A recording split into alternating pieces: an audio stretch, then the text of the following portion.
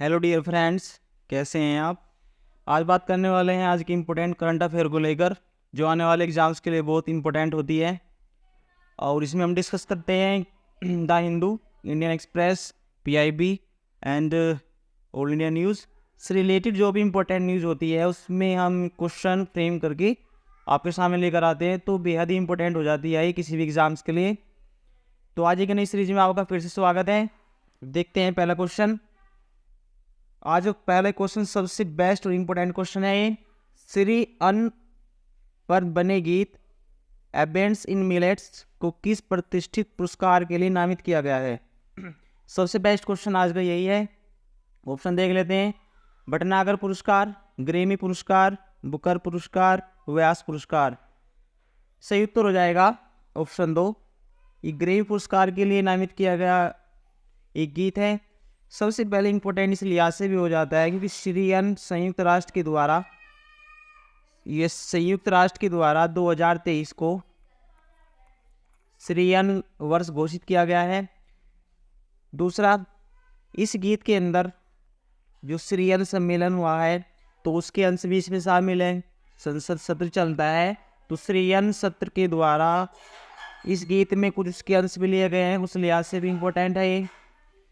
दूसरा, ये गीत इसी वर्ष जून में जारी किया गया था, लॉन्च किया गया था जून 2023 में। एक क्वेश्चन ये पूछ सकते हैं कि सबसे पहले ग्रेमी पुरस्कार किस भारतीय व्यक्ति को मिला। अगर पुरुष की बात करें तो पंडित रविशंकर, ठीक है, पंडित रविशंकर को। महिलाओं की बात करें तो देख लेते हैं। अगर महिलाओं की इसमें बात करें, एक मिनट, अगर इसमें महिलाओं की बात करें तो तन्वी शाह को, ठीक है। पुरुषों की बात करें, सबसे पहले ग्रेमी पुरस्कार किस व्यक्ति को मिला, पंडित रविशंकर। महिलाओं में तन्वी शाह को। एक इम्पोर्टेंट क्वेश्चन इससे और बन सकता है। और देखिए, अगर इसमें पूछ लें कि श्री अन्न पर बने गीत एम्बेंड्स इन मिलेट्स को किसके द्वारा संगीतबद्ध किया गया है, तो Falguni Shah, very very important, Falguni Shah और उनके पति गौरव के द्वारा। इसलिए आज से इंपॉर्टेंट हो जाता है। एक बार इस क्वेश्चन को रिवाइज करते हैं दोबारा से कि श्री अन्न पर बने गीत एबेंड्स इन मिलेट्स को किस प्रतिष्ठित पुरस्कार के लिए नामित किया गया है। राइट आंसर हो जाए ग्रीन पुरस्कार। ये पुरस्कार अमेरिका के द्वारा प्रतिवर्ष दिए जाते हैं। दूसरा, इस गीत को संगीतबद्ध किया है फाल्गुनी शाह और उनके हस्बैंड गौरव के द्वारा। थर्ड क्वेश्चन इससे बन सकता है कि सबसे पहले किस पुरुषों की श्रेणी में किस व्यक्ति को ग्रेमी पुरस्कार मिला, तो पंडित रविशंकर को। महिलाओं की श्रेणी में पुरस्कार पाने वाली प्रथम भारतीय महिला तन्वी शाह। और इस लिहाज से इम्पोर्टेंट है क्योंकि श्री अन्न को इस 2023 के लिए आपका 2023 घोषित किया हुआ है श्री अन्न वर्ष संयुक्त राष्ट्र के द्वारा। और इससे क्वेश्चन आपको ये भी बन सकता है कि इस गीत में संसद सत्र जब चलता है तो श्री अन्न सत्र के द्वारा उससे कुछ अंश भी इसमें शामिल किए गए हैं और इसमें प्रधानमंत्री मोदी जी को भी दर्शाया गया है। तो इस लिहाज से भी इंपॉर्टेंट क्वेश्चन हो जाता है, वेरी वेरी इंपॉर्टेंट। अब देखते हैं आगे क्वेश्चन। किस देश ने पहली बार दिवाली के अवकाश को सार्वजनिक अवकाश घोषित किया है। Dubai, America, Sri Lanka, Mauritius. सही उत्तर हो जाएगा ऑप्शन 2, अमेरिका के न्यूयॉर्क स्टेट के द्वारा पहली बार दिवाली के उत्सव को सार्वजनिक घोषित किया है। देखते हैं आगे। किस देश ने भीषण ज्वालामुखी के फटने के बढ़ते खतरे को देखते हुए आपात की स्थिति घोषित की है। ऑप्शन है इसमें जापान, रूस, आइसलैंड, न्यूजीलैंड। सही उत्तर हो जाएगा ऑप्शन 3, आइसलैंड ने ज्वालामुखी के फटने के बढ़ते खतरे को देखकर आपात की स्थिति घोषित की है। तो important, very very important question है ये भी। दूसरा, इसमें कुल 32 सक्रिय ज्वालामुखी है जिनके एक्टिव होने के कारण तो आपात की स्थिति घोषित की गई है। पूछ सकते हैं एग्जाम में इसको। हाल में चौथा संयुक्त नौसैनिक अभ्यास बोंगो सागर 2023 का आयोजित किया गया है। आपको नाम पता होना चाहिए। बोंगो सागर अभ्यास ये द्विदिवसीय अभ्यास है, 2 दिनों के लिए चलने वाला, 2 days ऑर्गेनाइज होता है। तो ऑप्शन दिया है इसमें कोझिकोड, भावनगर, विशाखापट्टनम, मुंबई। सही उत्तर हो जाएगा ऑप्शन 3, ये विशाखापट्टनम में आयोजित किया गया है और ये आपका भारत और बांग्लादेश के बीच में आयोजित किया जाता है, भारत और बांग्लादेश। पूछ सकते हैं कि बंगो सागर अभ्यास किन दो देशों के मध्य आयोजित किया जाता है, भारत बांग्लादेश की, और ये द्विदिवसीय होता है और इस वर्ष क्या किया गया, विशाखापट्टनम में। देख लेते हैं आगे। कृषि और खाद्य प्रसंस्करण उत्पाद निर्यात विकास प्राधिकरण ने पहली बार कहाँ पर केले की एक प्रायोगिक तौर पर खेप पर निर्यात किया है। तो इम्पोर्टेंट है, पहले प्रैक्टिकल वे में इसको लिया है जिससे कि आगे और बड़ी खेप निर्यात की जा सके, एक्सपोर्ट की जा सके। तो ऑप्शन दिए हैं इसमें मॉरिशस, नीदरलैंड, जापान, इक्वाडोर। सही उत्तर हो जाएगा ऑप्शन 2, नीदरलैंड के द्वारा इसको खेप को भेजा गया है।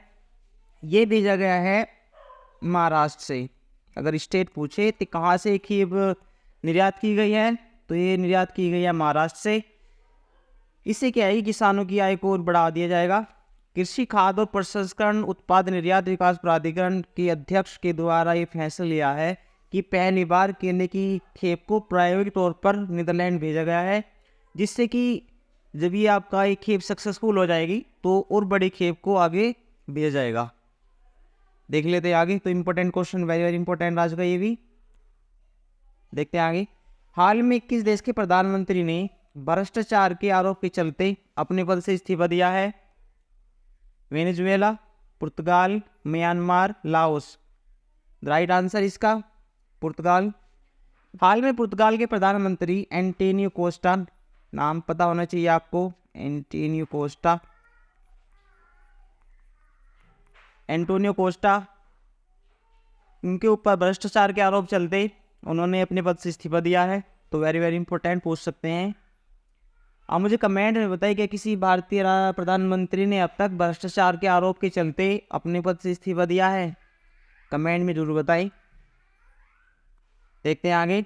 हाल में जारी की गई QS world university ranking Asia 2024 में किस संस्थान ने भारत में अपना शीर्ष स्थान बरकरार रखा है। ऑप्शन दिए है इसमें IIT Bombay, IIT Madras, ISC Bengaluru, IIM Indore. सही उत्तर हो जाएगा ऑप्शन फर्स्ट, आईआईटी बॉम्बे को इसमें शीर्ष स्थान प्राप्त हुआ है पिछली बार की तरह।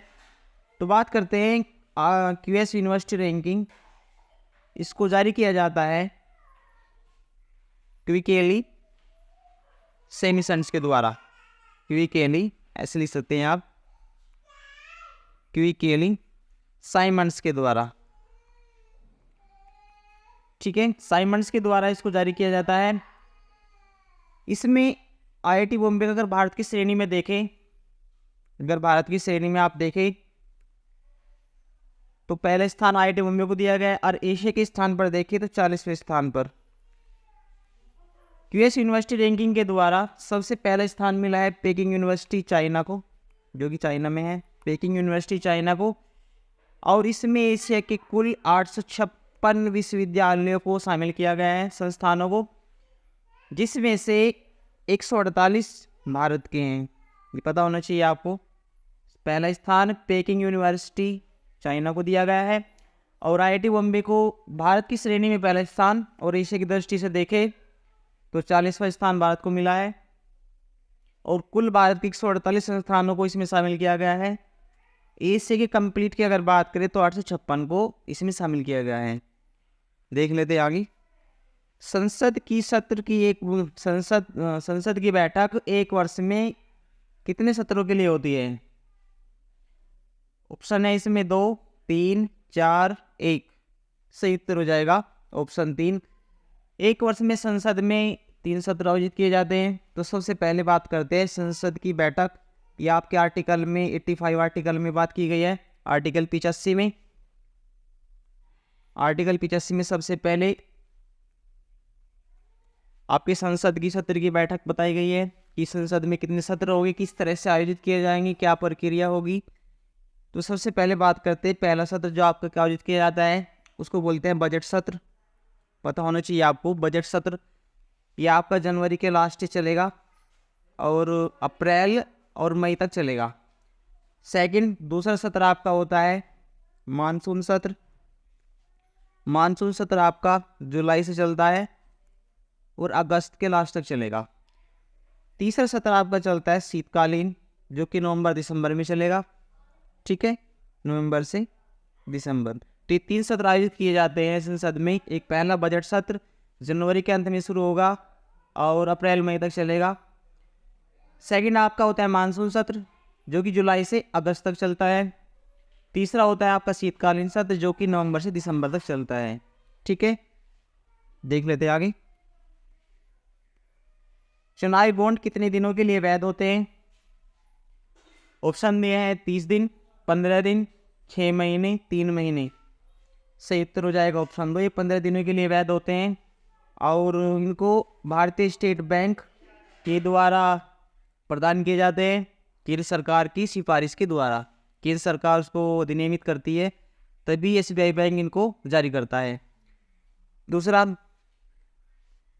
बात करते हैं, इनकी जो रैंकिंग होती है, ऐसे देखें 1000, 2000, 1000 की रैंकिंग में जारी किए जाते हैं। 1000, 2000, 1 करोड़, 10 करोड़, इस तरह की रैंकिंग में इसको जारी किया जाता है। दूसरा जनवरी, अप्रैल, जुलाई और अक्टूबर, ये 4 महीने वर्ष में ऐसे होते हैं जिनमें किसी भी व्यक्ति को 10 दिनों के लिए ये बॉन्ड जारी किए जाते हैं। इंपॉर्टेंट पता होना चाहिए, जनवरी, अप्रैल, जुलाई और अक्टूबर, ये 4 महीने वर्ष में ऐसे होते हैं जिनमें किसी भी व्यक्ति को, किसी भी नागरिक को ये बॉन्ड 10 दिनों के लिए वैध होते हैं, ठीक है। वो खरीद सकता है इन 10 दिनों, इन 4 महीनों में 10 दिनों के लिए। देख लेते हैं आज आगे, आज का अंतिम क्वेश्चन। विश्व भर में किसी बड़े मांसाहारी जानवर की पहली स्थानांतरण परियोजना कौन सी है? क्वेश्चन इंपॉर्टेंट है ये भी। नामीबिया से भारत में चीतों का स्थानांतरण, अफ्रीका से भारत में चीतों का स्थानांतरण, ईरान चीता संरक्षण परियोजना, चीता संरक्षण योजना। तो राइट आंसर हो जाएगा ऑप्शन फर्स्ट, नामीबिया से भारत में चीतों का स्थानांतरण। अगर विश्व स्तर पर बात करें तो सबसे बड़े मांसाहारी जानवर की पहली स्थानांतरण परियोजना है ये। चर्चा में इसलिए है क्योंकि हाल में नामीबिया से आए चीते ने एक 4 शावक को जन्म दिया है, तो इसलिए चर्चा में आया है ये। सबसे पहले सितंबर 2022 में 8 चीतों को मध्य प्रदेश से कोनो नेशनल पार्क में लाया गया था, एमपी में, ठीक है। अगर आपको ये वीडियो अच्छी लगे तो वीडियो को लाइक करें, शेयर करें, कमेंट करें और सभी को हैप्पी दिवाली। अच्छी से रहिए, अच्छी से पढ़ाई करिए और अपने करियर पर फोकस करिए। Thank you.